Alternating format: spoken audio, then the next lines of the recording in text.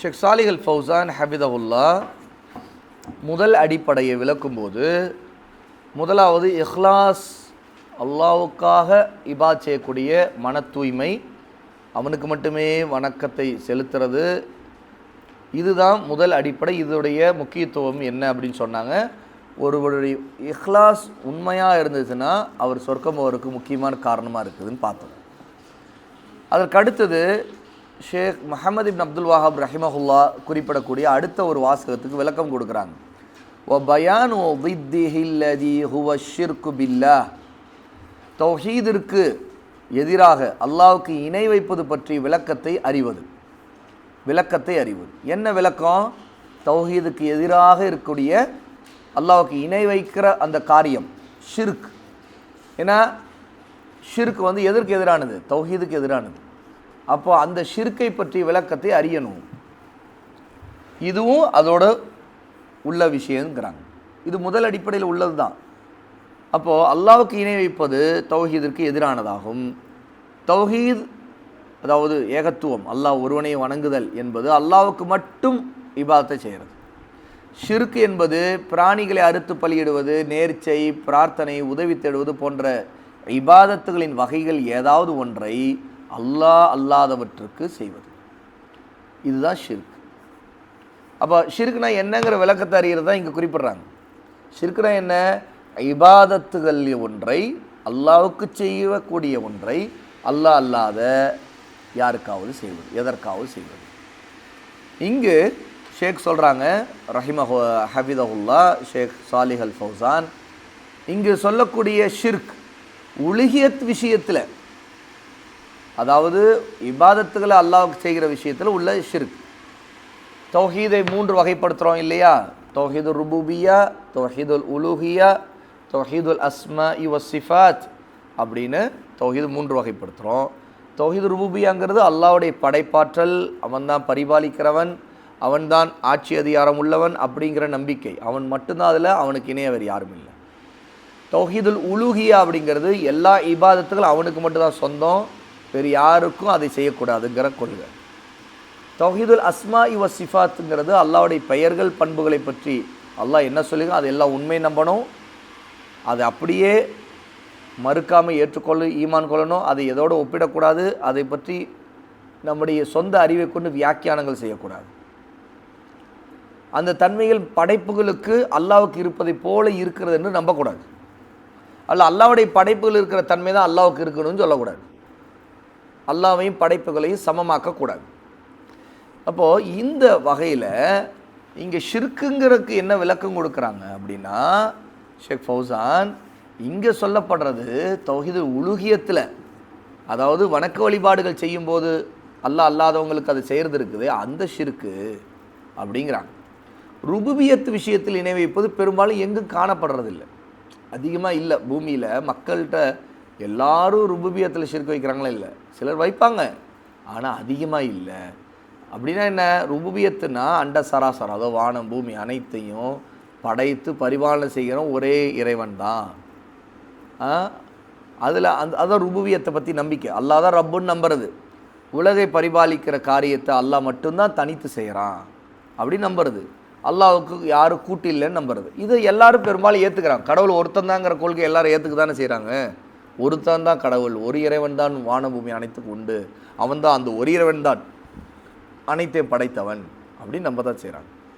ஆகவே அதில் அந்த ருபூபியத்தில் ஷிர்க்குங்கிறது மக்கள்கிட்ட குறைவு தான். முழு உலகத்தையுமே படைத்து பரிபாலனை செய்யக்கூடிய ஒருவன் இருக்கின்றான் என அனைத்து சமுதாயத்தை உறுதியாக ஏற்றிருக்கிறார்கள். நாத்திகர்களை தவிர. நாத்திகர்கள்ங்கிறது யார்? நாத்திகர்கள்னால் யார் தெரியுமா? சொல்லுங்க. அத்தீஸ்ட்னா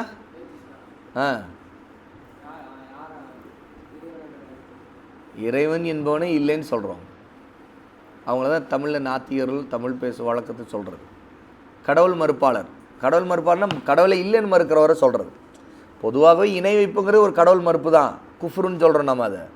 சரியா? அந்த குஃப்ருலே முதல் பெரிய குஃப்ரு என்ன? கடவுளை இல்லைன்னு சொல்கிறது. அப்போ கடவுள் ஒருவன் இல்லைன்னு சொல்கிறது அந்த கொள்கையை தான் நாத்திகம்னு சொல்லுவோம், நாத்திக கொள்கைன்னு சொல்கிறது. ஆத்திக கொள்கைங்கிறது கடவுள் உண்டுன்னு சொல்கிற கொள்கைக்கு சொல்லுவாங்க, ஆத்திக கொள்கை. அப்போது உலகத்தில் நிறைய பேர் நாத்திகர்கள் இல்லை, எல்லாருமே ஆத்திகர்கள் தான், கடவுள் உண்டு நம்புறவங்க தான். ஆனால் எதையோ வணங்கிட்டு இருக்கிறாங்க. சரியா? உலகில் உள்ள அனைத்து படைப்பினங்களையும் படைத்தவன் ஒருவன் இருக்கிறான் என்பதை அவங்க எல்லாரும், எல்லா மனிதர்களும் நம்பத்தான் செய்கிறாங்க. இதில் யாரோ ஒருத்தர் கடவுள் இல்லைன்னே சொல்கிறான் அப்படின்னா அவன் என்ன சொல்லுவான்? இந்த உலகம் எல்லாம் தானாக வந்தது, தற்செயலாக வந்தது, இது யாரையும், இது யார், இது இந்த வானபூமி யாரும் படைக்கலை அப்படின்னு சொல்லுவாங்க. அப்போ இவங்களுக்கு என்ன பதில் சொல்கிறது? ஷேக் ஃபௌசான் கொடுக்குறாங்க, அம் ஹுலிகு மின் கைரி ஷை அம் ஹுமுல் ஹாலிகூன், அல்லது இவர்கள் எவருடைய படைப்புமே இல்லாமல் தாமாகவே உண்டாகிவிட்டார்களா? கடவுள் இல்லைன்னா அப்புறம் எப்படி வந்துச்சு எல்லாமே? அல்ல நீங்கள் எப்படி வந்தீங்க? அல்ல இவர்கள் தம்மைத்தாமே படைத்து கொண்டார்களா? அம் ஹலக்கு ஸமாவாதி வல் அர்த், அல்ல வானங்களை பூமி இவங்க தான் படைச்சாங்களா? பல்ல யுகினூன், இல்லை இவங்க உண்மையிலே நம்பிக்கை கொள்ளலை அப்படின்ட்டு இந்த ஆயத் சூரா அத்தூர் 52வது சூறாவுடைய 35, 36 2 ஆயத்துகளில் அல்லாஹ் தஆலா இதை சொல்கிறான். அப்போ இது வந்து நாத்திகர்களுக்கு, கடவுள் மறுப்பாளர்களுக்கு மிகப்பெரிய பதிலடி. ஓகே, ருபூபியத்தின் தௌஹீதை ஏற்பது அவசியமானதும் இயற்கையானதுமாகும். எல்லாருமே ருபூபியத், அல்லாஹ் ஒருவன் தான் படைத்தவங்கிறத, கடவுள் ஒருத்தன் தாங்கிறத நம்பிடுறாங்க. அது மாற்றுக்கருத்தில் இது இயற்கையாகவே இருக்கிற விஷயம். மக்காவாசிகள் கூட, ரசூலுல்லா காலத்தில் இருந்த முஷ்ரிக்குகள், காஃபிர்களான மக்காவாசிகள் கூட இதை நம்பிக்கை கொண்டு தான் இருந்தாங்க. வல இன் சஅல்தஹும் மன் ஹலகஹும் லயகூலுன்னல்லாஹ், அவர்களை படைத்தவன் யார் என்ற நபியே நீங்கள் அவரிடம் கேட்டால் அல்லாஹ் என்று அவர்கள் பதில் சொல்வார்கள். மக்காவாசிகள் அவங்களே அப்படி தான் பதில் சொன்னாங்க, அல்லாஹ் தான் படைப்பாளன் நம்பினாங்க. அன்றைய மக்கா நகர இணைவைப்பாளர்கள் அல்லாஹ் தான் எங்களை படைத்தான்னு நம்பியிருந்தாங்க. இதுதான் தௌஹீது ருபூபியா. சரியா? ஆனால் நாம் இங்கே பேசுகிறது எந்த வகையான தௌஹீது? எந்த வகை? நாம் பேசுகிறது எது? உலூஹியா. ருபூபியத்தை எல்லாரும் நம்பித்தானே இருக்கிறாங்க, உலூஹியத்தை பற்றி பேசுகிறோம். இப்போ தௌஹீதுனாவே அந்த வார்த்தை வந்து குறிப்பாக உலூஹியத்தை தான் குறிக்கும். அல்லாஹ் மட்டும்தான் இபாதத்துக்குரியவருங்கிறத அது குறிக்கும். சரியா? அப்போ இதுதான் தௌஹீதை விளங்கி கொள்வது. இந்த விளக்கத்தை விளங்கிட்டோன்னா ஷிர்க்கு எதுங்கிறது தெரிஞ்சிடும். அப்போ ஷிர்க்குங்கிறது இன்றைக்கி அல்லாஹ் அல்லாதவங்களுக்கு இந்த அல்லாஹ்வுக்குரிய இபாதத்துகளை செய்கிறாங்க இல்லையா, அதுதான் ஷிர்க்கு. மெயினாக அந்த ஷிர்க்கை பற்றி தான் இங்கே நம்ம பேசுகிறோம். அப்போ இஹ்லாஸ் கடைபிடிக்கிறவர் முதல்ல அல்லாஹ்வுக்கு இந்த மாதிரி எந்த விதத்துலையும் ஷிர்க்கு வைக்கக்கூடாது. இபாதத்து அல்லாஹ்வுக்குரியது. அப்போது நம்முடைய உள்ளத்தால் அல்லாஹ் வணங்கணுங்கிறதுல இஹ்லாஸ் முக்கியமானது. அப்போ அதில் உள்ளத்துலேயும் நாம் இஹ்லாஸை கடைபிடிக்கணும். இதுதான் நபிமார்கள் அவங்களுடைய சமுதாயத்திற்கிடையேயும் அல்லாஹ்வின் பக்கம் அழைப்பு விடுப்பவர்களுக்கும் மக்களுக்கிடையேயும் சண்டை சச்சரவுகள் காரணமாக இருந்துச்சு. எப்படின்னா போர் வந்தது காரணம் தான். ஏன்னா நபிமார்களுடைய சமுதாயங்கள் அல்லாஹ்வுக்கு செய்ய வேண்டிய இபாதத்துகள் அல்லாஹ் அல்லாதவங்களுக்கு செய்தாங்க, அதை நபிமார்கள் எதிர்த்தாங்க அப்படின்னு ஷேக் அவர்கள் இந்த இடத்துல இந்த வாசகத்துக்கு விளக்கம் கொடுக்குறாங்க. இந்த வாசகத்தின் மூலம் என்ன சொல்ல வராங்கன்னா, ஒவ்வொரு முஸ்லீமும் இந்த அடிப்படையில் சேர்த்து இதை விளங்கணும். என்ன?